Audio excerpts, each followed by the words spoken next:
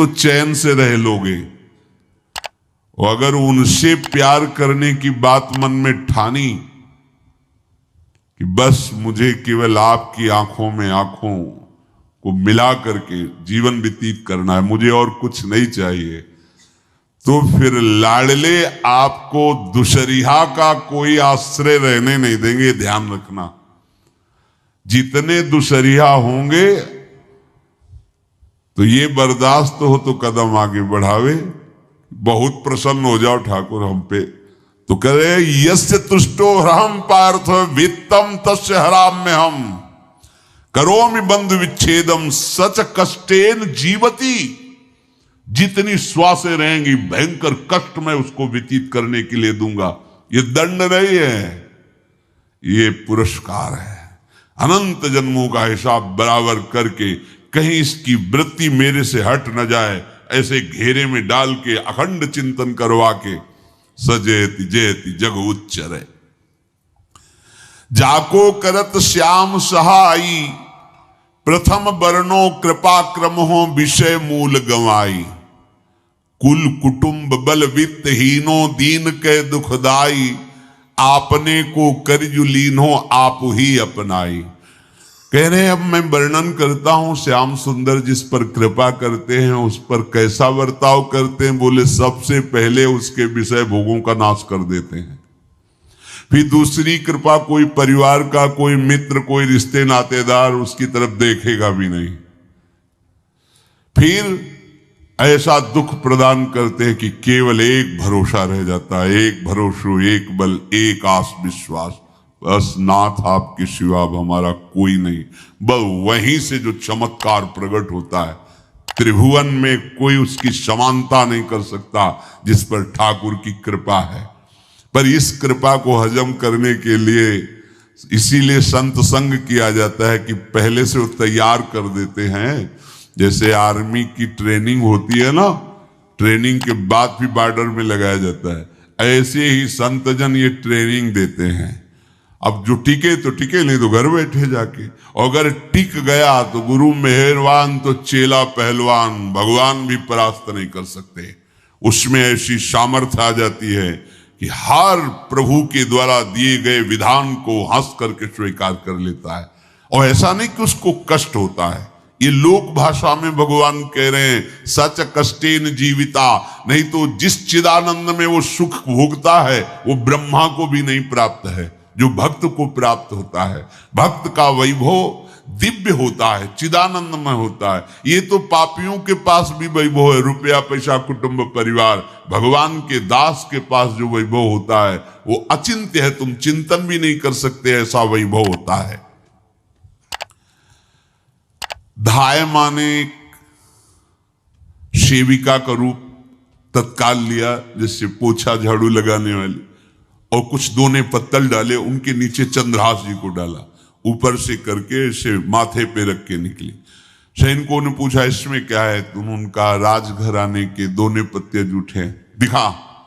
ऐसे नीचे किया तो देखा सब ऊपर जूठन पड़ा। हाँ चल निकल, जल्दी भाग यहां से निकल। बस वो भागी, बचा ले गई। वो कुंतलपुर पहुंची और वहां के जो मंत्री दृष्ट बुद्धि थे उनसे प्रार्थना की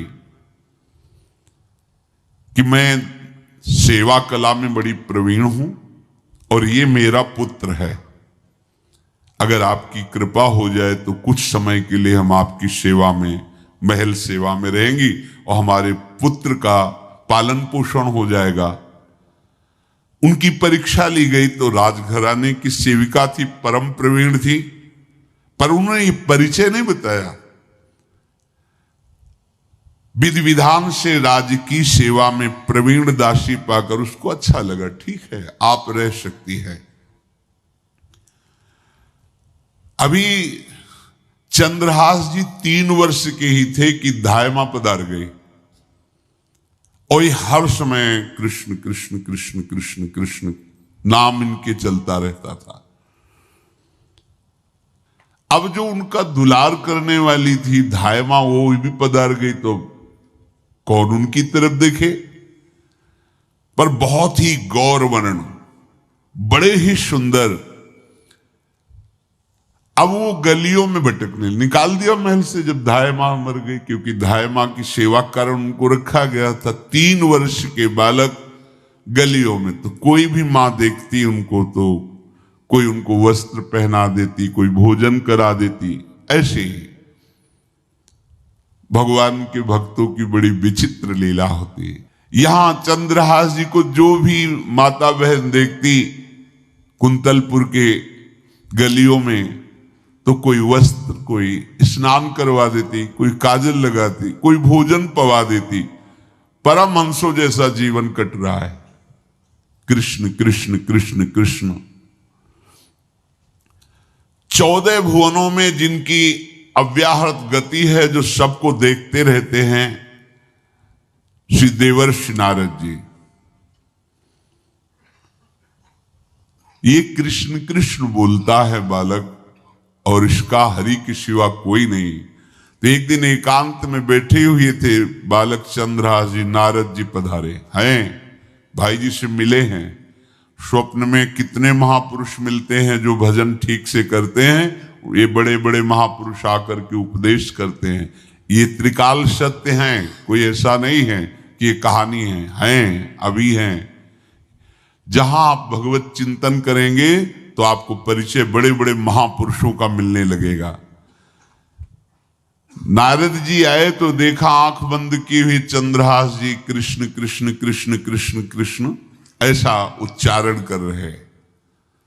त्रिकालज्ञ सर्वज्ञ नारद जी ने देखा कि ओहो, इतना छोटा बालक और कृष्ण कृष्ण बोल रहा है। नारद जी ने स्पर्श किया दुलार करते हुए, सुनो आंख खोलो। आंख खोल के देखा श्री देवर्षि नारद जी।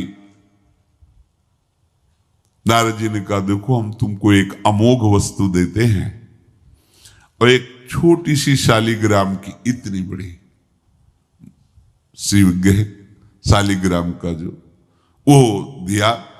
बोले धो के पी लेना और दिखा के पा लेना, यही तुम्हारी सेवा पद्धति है। अर्थात स्नान करा दिया और जो तुम्हें मिले इनको अर्पित। तो उन्होंने विचार किया कि धोने के लिए, स्नान कराने के लिए पात्र चाहिए, भोग लगाने के लिए पात्र चाहिए। तो जैसे कोई पान की बीड़ी नहीं, तो ऐसे कपोल में शालिग्राम को रखे रहते, कोई पात्र ही नहीं, कोई सिंहासन ही नहीं। यही धुल गए, चरणामृत अंदर जा रहा, जब पाएंगे तो यही पा लेंगे, साइड में ऐसे करके फिर निकाल के धो। यहां कपोल में रखते छोटे से शालिग्राम चंद्रहास जी, और उपदेश किया भगवान के मंत्र का। जब कोई भगवत प्राप्ति के लिए चलता है तो भगवान ही गुरु रूप से प्राप्त होते हैं, वहां तक तुम्हें पहुंचा देते हैं या उन महापुरुष को आपसे मिला देते हैं। जब कोई भगवत प्राप्ति के लिए जहां चलता है तो ये भगवान अपनी तरफ से कृपा करते हैं। ये दृष्ट बुद्धि के जो महल में धाय मां ने इनका आश्रय स्वीकार करवाया था, उसके एक पुत्र थे मदन जी, वो बड़े भागवत थे। और एक पुत्री थी जिसका नाम था विषया, वो बड़ी सुंदर थी, अभी छोटी अवस्था की थी। मदन जी का स्वभाव था भक्तों को भोजन पवाना। जो भगवत भाव के जन होते हैं उनके हृदय में ऐसा उत्साह होता रहता है कि जो वैष्णव हैं, संत जन हैं, इनको भोजन पवाने का मतलब श्री भगवान को भोजन पवाना। भक्तमाल में भी वर्णन है कि जैसे गर्भवती मां को आप कुछ भी पवाओ तो बालक की पुष्टता अपने आप होती है, ऐसे संतों के हृदय में भगवान विराजमान प्रगट रूप से हैं। जब हम संतों को भगवत भाव से भोग पवाते हैं तो साक्षात भगवान ही पाते हैं। वो मदन थे भगवत भाव के, तो उन्होंने बुलाया बड़े बड़े भक्तों को और ब्राह्मणों को। जब ब्राह्मण और भक्त पा रहे थे तो खेलते खेलते चंद्रहास जी भी वहीं चले गए और उन्होंने भी वहां प्रसाद पाया। अब अब बड़े बड़े ब्राह्मणों में एक ज्योतिषाचार्य थे।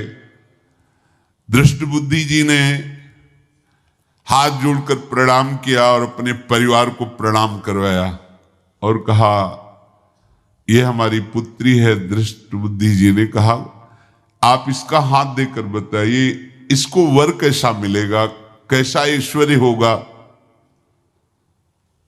दृष्टबुद्धि मतलब दुष्ट बुद्धि, ऐसा ही था वो। पर बड़ा विचित्र खेल है, इसकी बुद्धि एकदम विपरीत और पुत्र महाभागवत। भगवान का खेल है, वो भक्ति विरुद्ध और पुत्र भागवत।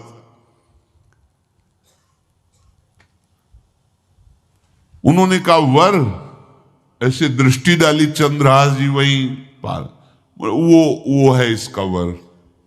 वो इसे धाय का एक दासी का लड़का हमारी पुत्री का वर बने। बोले शायद आपने ध्यानपूर्वक रेखा नहीं देखी, वो हम देख लिए हैं, यही है तुम्हारी पुत्री का वर। दृष्टबुद्धि ने विचार किया कि एक भिखमंगा हमारी राजकुमारी पुत्री का दूल्हा बने। पंडित जी को तो दक्षिणा दी, विदा किया और सैनिकों से कहा, घर से निकलने न पावे बालक, क्योंकि ज्योतिष पक्की, ज्योतिष शास्त्र सत्य है, पर उसका सम्यक ज्ञान होना चाहिए। भला मुझ सम्राट के मंत्री की पुत्री, वो महामंत्री है दृष्टबुद्धि, और ये एक भिखमंगा कैसे हो सकता है। बड़ा हृदय में जलन हुआ, ये तो बड़ी अपकीर्ति और दुर्भाग्य का विषय होगा, इसी को मरवा डालते हैं, काम खत्म हो जाएगा। निश्चय किया और जल्लादों को बुलाया और कहा, ये बालक जो पंगत में भोग पा रहा है, इसको ले जाओ और जंगल में मार के, और इसका कोई अंग हमें काट के दिखाओ कि हम मार, मतलब पक्का मार देना है। क्योंकि वो इतने सुंदर थे, इतने सुशील थे, इतने प्यारे लगते थे कि कोई भी मारने के लिए तैयार। इसीलिए उसने शर्त रखी, इनका अंग काट करके हमको प्रमाण में दिखाया जाए कि मार दिए गए हैं। चांडालों ने हाथ पकड़ा, चंद्रहास जी को ले गए। चंद्रहास जी का स्पर्श करते ही उनको ऐसा दुलार होने लगा हृदय में, जैसे मां को अपने बच्चे से दुलार होता है।